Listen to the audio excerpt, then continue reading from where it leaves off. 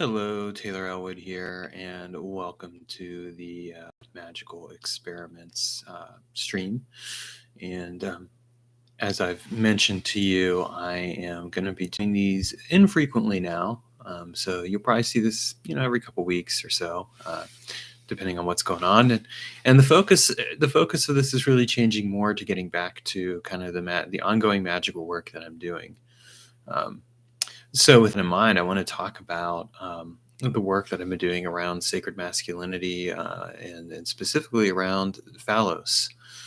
So, Phallos, when we're talking about this, is of course basically referencing phallus, or if you will, let's just be crude here, dick or cock. And but in this particular case, what we're really exploring around this is sacred sexuality in relationship to sacred masculinity. I've been reading some really interesting books lately. I've been reading Fire in the Belly by Sam Keen, and I've been reading, of course, and continuing to read Saturn by Liz Green. And then I just started reading, let me just grab it here. Phallos, Sacred Image of the Masculine by Eugene Monich. And of course, as I've been reading these books, I've also been doing some ongoing magical work around this topic. Now, if you're new to my channel, go ahead and click subscribe, like, and the notification bell, comment, chat, whatever you want to do. So I've been reading these books as part of my exploration into sacred masculinity. And what I've really come to recognize fundamentally is that there seems to be a real I'm just gonna call it for what it is. I'm gonna say that there is a real imbalance in society right now around sacred sexuality. And I'm not surprised at it. I think it's a natural result of things, and I also think that in a very real sense, it may have never been there when it comes to men. When we look at sexuality in relationship to men, what we end up really seeing is two different themes. We see one theme where man is the aggressor, man is using sex as a way to dominate and control, and then we see the other one where the focus is on man. The focus for man is a sexual pressure to perform, a sexual pressure to create a sense of joy and pleasure in his partner or partners or whatever. And it's kind of fascinating then to read some of these books and kind of muse on the fact too that along with this, we also see a disconnect between man and his phallus, basically. So if we look at this, I mean, what we end up seeing too, and is like, we'll hear sometimes, the man, that guy was thinking with the wrong head, right? That's something that we'll hear, or something along those lines. And what this does is it creates a sense of deeply rooted shame around the phallus, around masculine genitalia. And it creates this imbalance that we're seeing here, or that I'm seeing at least in sacred sexuality, because the focus on, say, if we look at most conversations around sacred sexuality, the focus is on is typically on, without trying to make this too polarized, but it's typically on making it around women. And I'm not saying this as a criticism or anything along those lines. I'm saying this more as an observation because I see it. I've read enough books on sex magic and other things along those lines where I've tended to see kind of, and ironically enough, a lot of the books on sex magic are written by men, which go figure. But there's this real tendency to focus nonetheless on othering the masculine presence and the masculine aspect of this.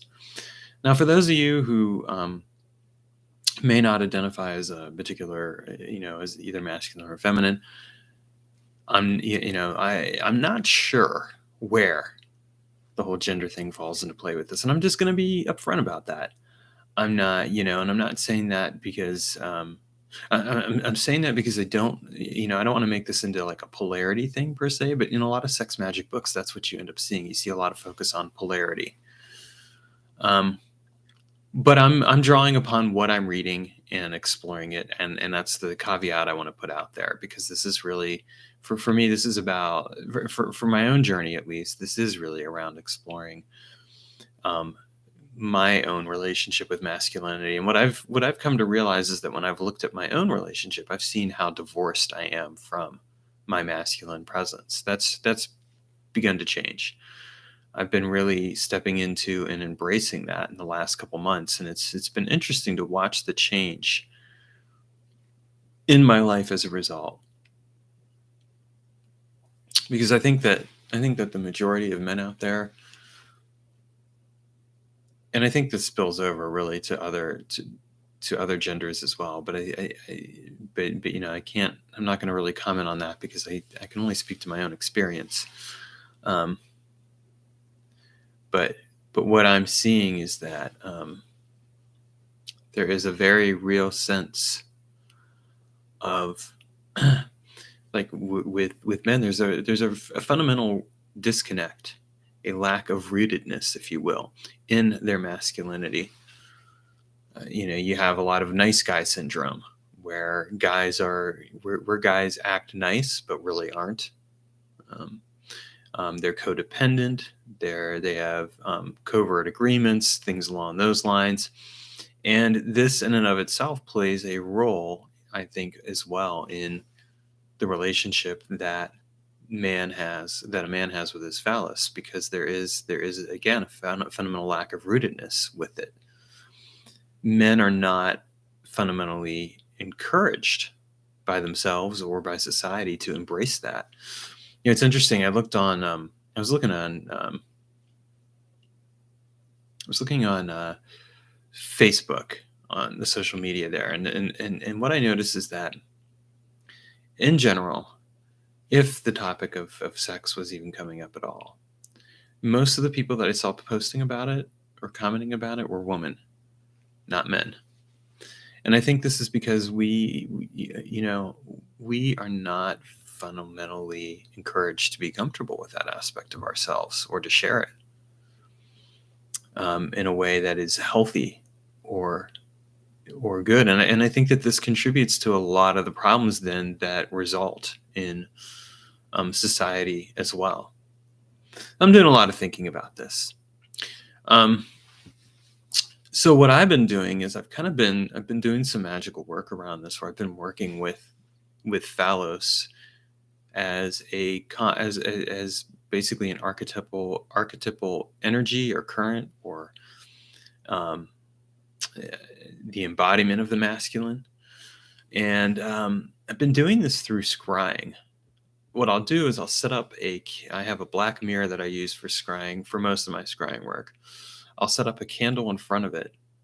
And what I do is I stare through the candle to the image of the candle in the black mirror.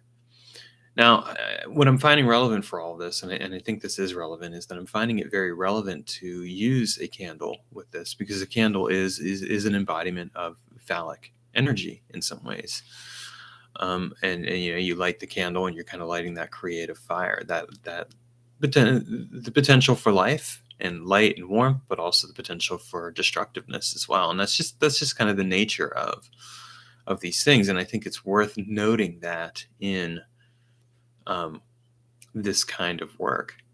So so I'm looking through the candle, and what I'm doing is I'm blurring my eyes so that I can see, or rather, I'm looking at the candle through the blind spot. Now, the blind spot, just so you guys know, there's actual blind spots in your eyes where your eyes basically fill in the image, and if you know where that is, you can actually look at things and create optical illusions. So what I've done is I've created an optical illusion where there's only one candle flame, but it'll appear like I'm looking through two candle flames to the singular reflection of the candle. And that's been pretty interesting. I've been using that as a way to mediate and connect with both the deeper regions of my subconscious, but also using it as a way, in this case, to connect with Phallos, connecting with the divine archetype and masculine energy of the phallus.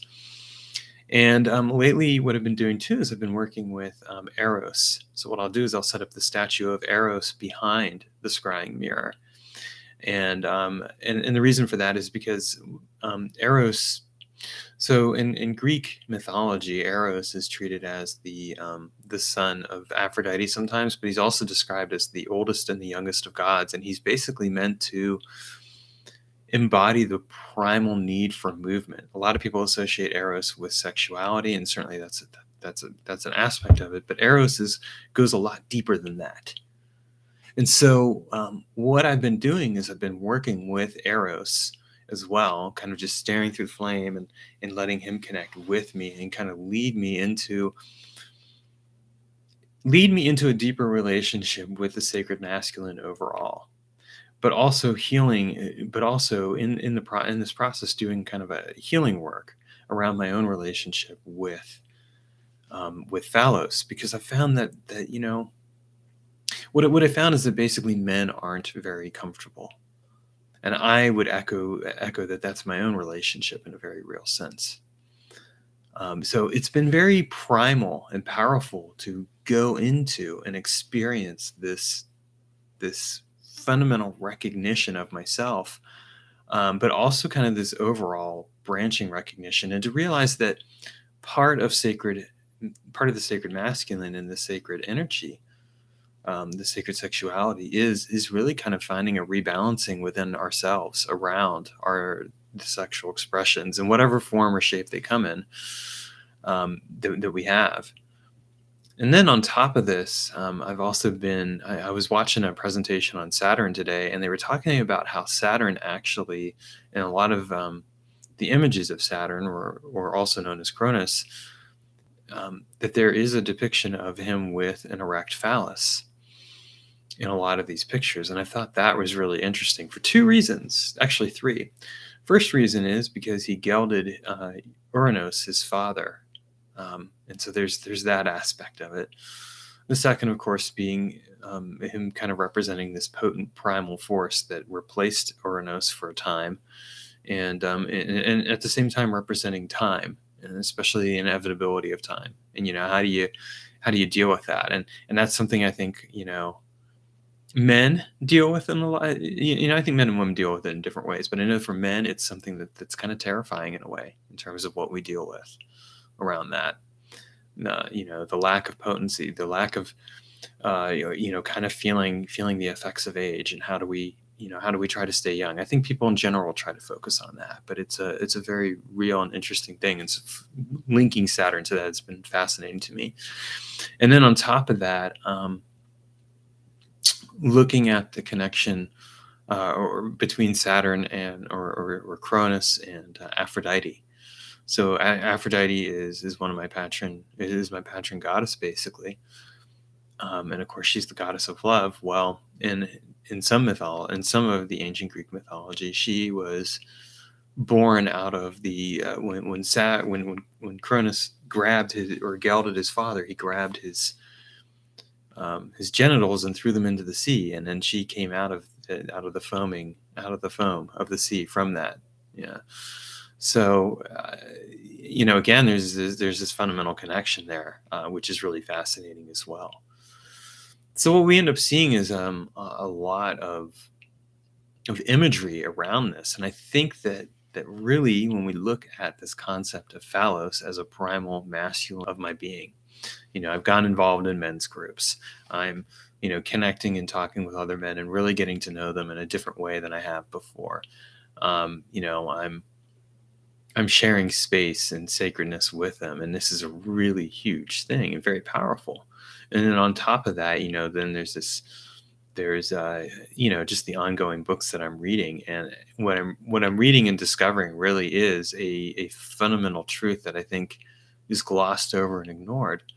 And so that's where my magical work is taking me right now. It's very primal and powerful, and it's really it's going to be interesting to see where it goes, both in my personal life and professional, because I definitely feel some currents changing and some things moving in my life in ways that I felt stuck for a while in some ways, and I'm not feeling stuck anymore. And it's kind of interesting. Well, where is this going to take me? Where am I going to go? But I wanted to share that this is, as I said, the focus of this is changing more around like what is the work that I'm doing, what are the experiments that I'm doing in that, and so the scrying experiment that I'm doing in order to connect with Phallos is kind of an important part of this work. So thank you for watching, and feel free to comment, like, whatever else, and share your thoughts. And otherwise, have a great weekend.